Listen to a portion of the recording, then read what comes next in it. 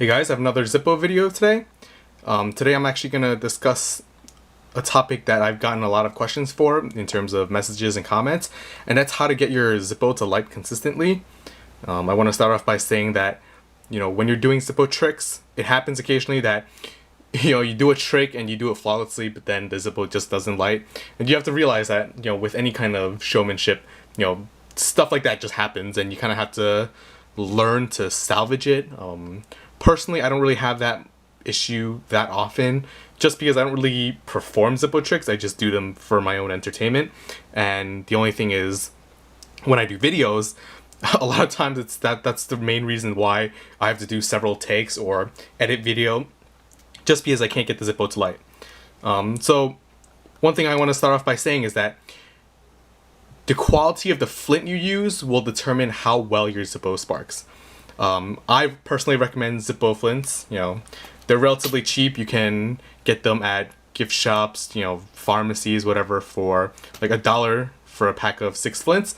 And even if you do tricking for long periods of time, like long sessions, a flint will generally last a decent amount of time.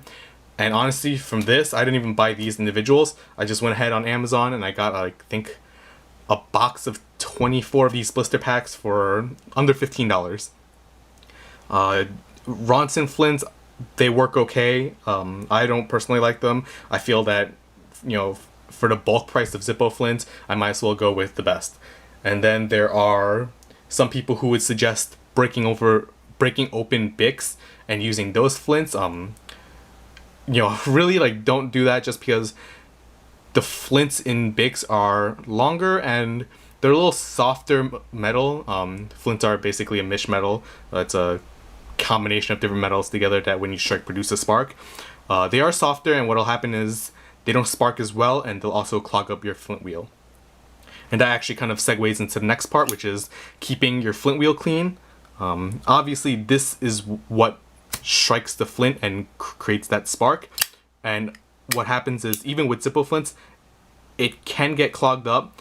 The best thing to do is really to just get something like a used toothbrush, preferably, not something you use to brush your teeth with, and just clean off the flint wheel on occasion. Sometimes I'll just actually, see, even now, it doesn't light on the first try. Sometimes, just have the flame go over to the flint wheel. It'll kind of ignite any gunked up, flint residue on there and help keep it a little cleaner. Another thing you have to consider is, what you need for fire. Obviously you need fuel, you need oxygen, and then you need some kind of ignition or heat source. And I'm not really sure if Zippo still puts this in with new Zippos, but in the past, at least from what I remember, every new Zippo came with a small little fold out pamphlet thing discussing vapor lock. And what vapor lock is, obviously Zippo lighter fluid is, it vaporizes, and what happens is when you have the lid closed, the vapors kind of they accumulate in the cap as well as in the chimney. And what will happen is, if the chimney is completely filled with, lighter fluid vapor, it won't light because you won't have any oxygen there. And what Zippo recommends is, if it doesn't light, when you open your Zippo, just kind of move the Zippo upwards, and it forces oxygen into the chimney and it allows you to light the Zippo.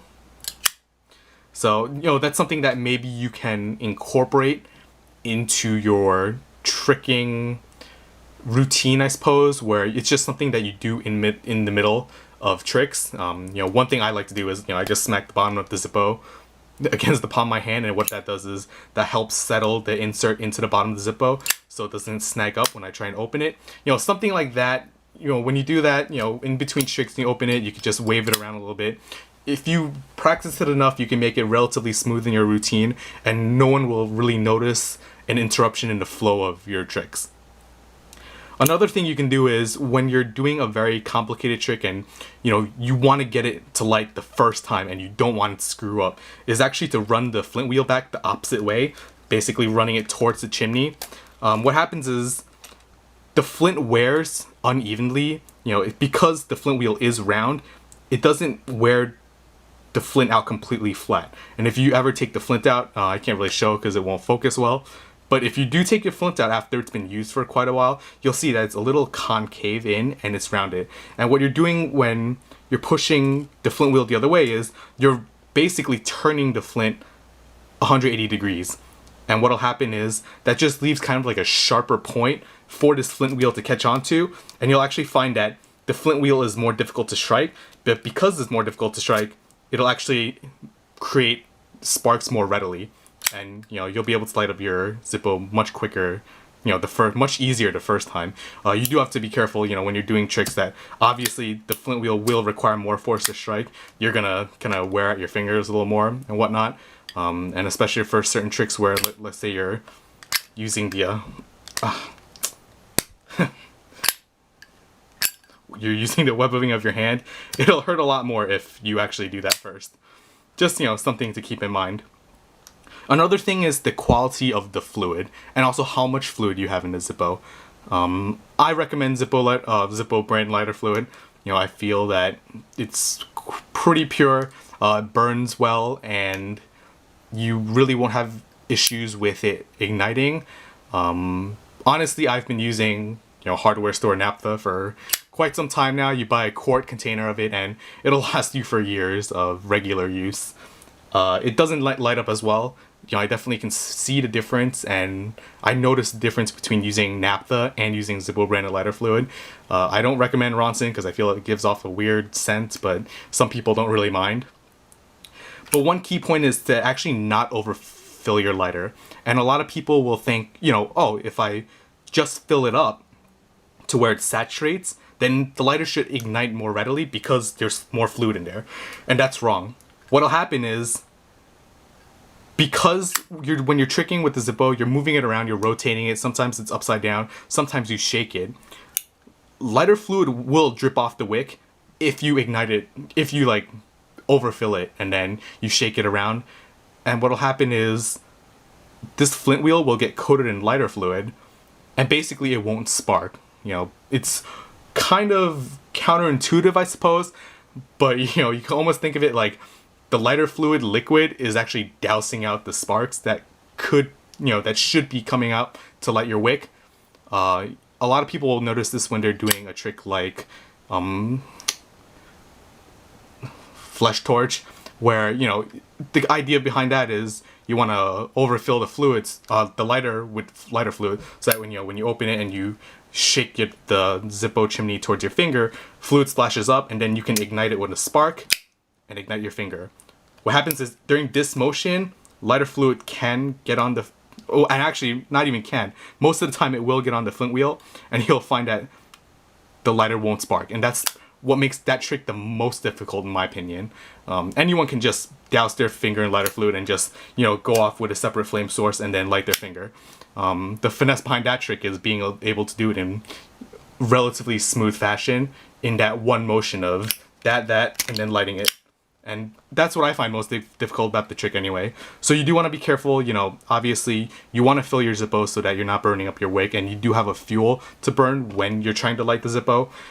But generally what I do is I'll fill the Zippo up so that I can see that the cotton inside is saturated, and then I'll actually just light the Zippo, and almost like priming it basically, where I'll just let it burn for a good 20 to 30 seconds, and then that'll burn off any excess fluid that can actually leak off onto the flint wheel when I'm shaking the Zippo around. And you'll actually find that when the Zippo is actually warm, the fuel inside actually vaporizes more readily, and it ignites, more violently, and it ignites a lot easier, so long as you do have enough oxygen going to the chimney area. Anyway, I hope you guys found this video useful and helpful. Oh, one more thing actually is, see if it's hot. Ooh, it's pretty hot. What you can also do is take the spring and actually flex it outwards. So basically what that does is when it's pushing up against the flint, it'll push the flint up against the flint wheel with more pressure. Certain lighters that use flints, this is how they get it to ignite relatively, with ease. Like, let's see. Let me go into my pocket. I have a Austrian Imco lighter here, and this lights every time on the first try. And the reason behind it is because it almost has like, oops, sorry. It almost has like a stapler. Oh, got cut off. But it basically has like a stapler type mechanism that really puts a lot of pressure against the flint to the flint wheel. And that really helps it to ignite the first time, every time. And you know, I don't think I've ever had an issue with this lighter, so long as there was enough fluid and there was a flint in there to actually ignite the first time. So yeah, I hope you guys found this video helpful.